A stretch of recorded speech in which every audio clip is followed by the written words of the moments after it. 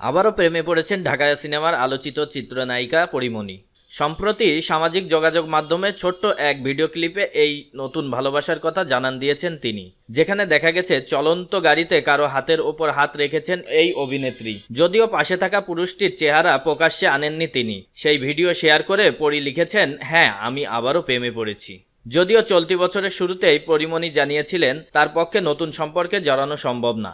জীবনে যা সহ্য করেছেন তারপর আর কারো সঙ্গে তিনি নতুন সম্পর্কে নিজেকে বাঁধবেন না। অভিনেতা শরীফুল রাজের সঙ্গে ডিভোর্সের পর যখন নতুন করে জীবনে বাঁচা শুরু করলেন পরী, তখন বারবার তিনি একথা জানিয়েছিলেন ছেলে এবং মেয়ে তার দুটিই ডানা, পরীর আর নতুন সম্পর্কের দরকার নেই। সেই ঘোষণার পর আবারও নতুন করে প্রেমে পড়ার কথা জানান দিলেন এই অভিনেত্রী। তার সেই ভিডিওতে শুভাকাঙ্ক্ষী সহকর্মীরা শুভেচ্ছা জানিয়েছেন। কেউ লিখেছেন, পরীরা উঠতে বসতে প্রেমে পড়ে। কারো মন্তব্য, এইবার আর ভুল করো না, আশা করছি সঠিক মানুষকে বেছে নিয়েছেন। যদিও সেই মন্তব্যের জবাবে পরীমনিকে এখনো কিছু বলতে দেখা যায়নি। তিনি আপাতত সন্তান ও নতুন সম্পর্ক নিয়েই বেশ সুখে আছেন। ভালোবেসে বছরখানেক আগে চিত্রনায়ক শরীফুল রাজকে বিয়ে করেছিলেন পরীমনি। তবে বছর গড়াতেই ভেঙে যায় দুজনের সংসার। এরপর দুই সন্তান নিয়ে বর্তমানে সিঙ্গেল মাদার হিসেবেই বসবাস করছেন এই অভিনেত্রী।